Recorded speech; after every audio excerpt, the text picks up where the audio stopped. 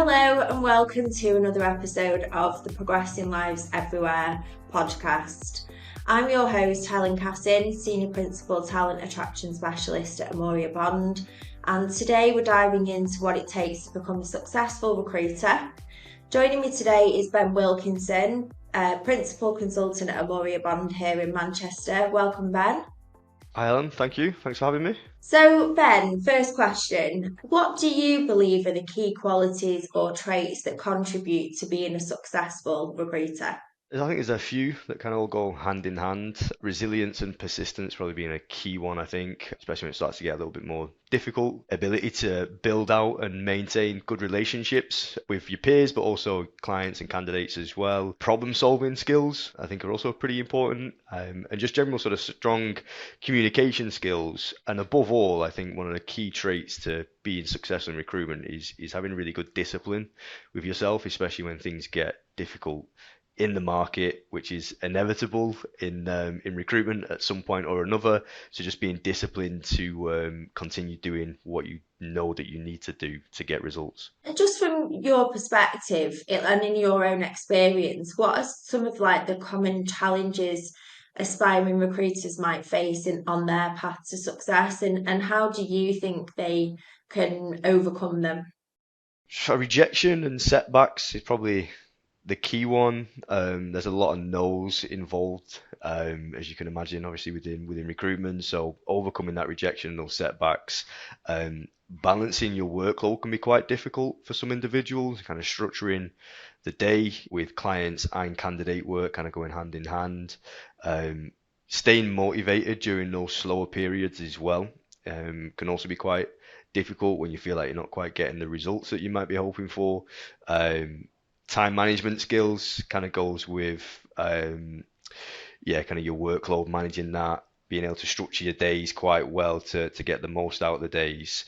In terms of overcoming them, again, discipline plays into quite a lot of those, I think. Having a solid day plan in place, so using an hour in an evening or some time in the morning just to plan your calls out for client calls and candidate calls, to help manage that day, and being quite strict with your time. So, you might do client work in the morning, candidate work in the afternoon, or whatever works best for the particular market on, but just making sure you break your day down, and being disciplined with that time. Like if you're with a task and you don't quite finish that task, knowing to stop it and move on to the next one so that your workload doesn't pile up.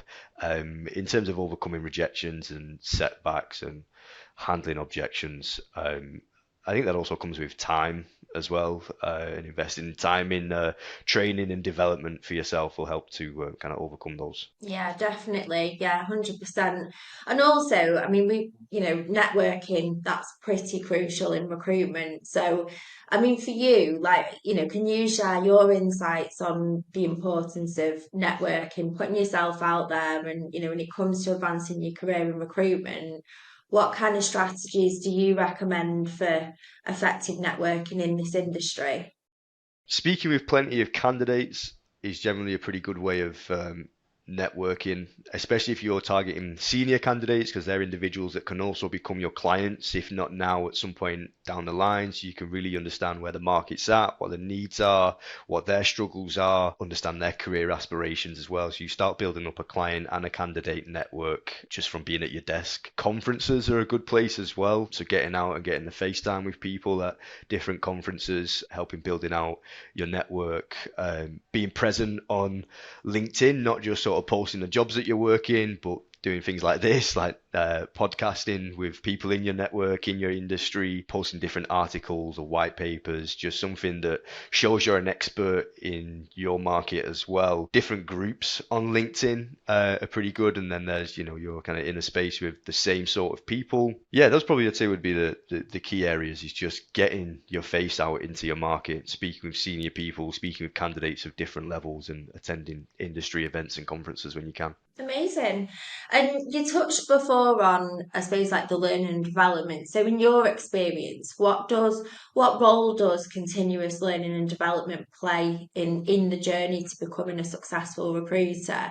And, like what kind of strategies would you recommend for people to be staying updated with like, different industry trends and best practices? Yeah, I think learning and development is quite essential, and I think that's something that continues regardless of what level you're at in recruitment, whether you're just starting out or if you're someone who's very tenured and been around for, 10 plus years or whatever it may be. So continuing to learn, I think, is always important in this industry. Participating in sort of different in-house training programs where you can. So, see, Amoria Bond, we've got a very good L&D team here internally. We use a lot of external individuals come in and do different workshops as well. So getting involved in those training sessions when you can, especially when you're new to the industry. But I think also when you're quite seasoned, it's quite easy sometimes just to forget some stuff. So even just using it as a refresher if needed. Staying update with different industry news and kind of trends throughout your market.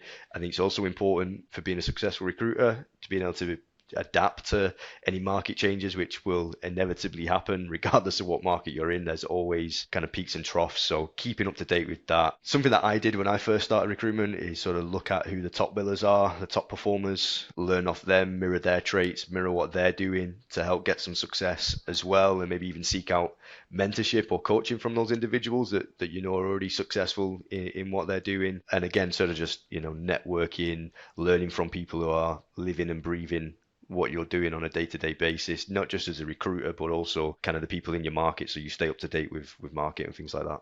So, yeah, I mean, as we wrap up our discussions, what advice would you offer to aspiring recruiters who want to get started on the road to success in the recruitment industry, Ben? Stay persistent and resilient when the challenges come. I think in recruitment, the first like 6 to 12 months are the most difficult. So I think you need to be a bit of a sponge, soak up all of the information, all of the training that you possibly can, go the extra mile when you can, if you need to. Focus on building strong relationships with your clients and with your candidates, especially senior individuals, because they'll be both candidates and clients. Continuously develop and sort of refine your own skill set. So kind of looping back to the L&D piece, like constantly learning, constantly developing your own skills, seek out the mentorship from the experienced people on the team that you work with, identify who the top performers are and, sit close to them or observe how they structure their days, how they conduct themselves. There's a lot to be learned just in observing top performers, and just stay adaptable, stay flexible, open to new opportunities and experiences,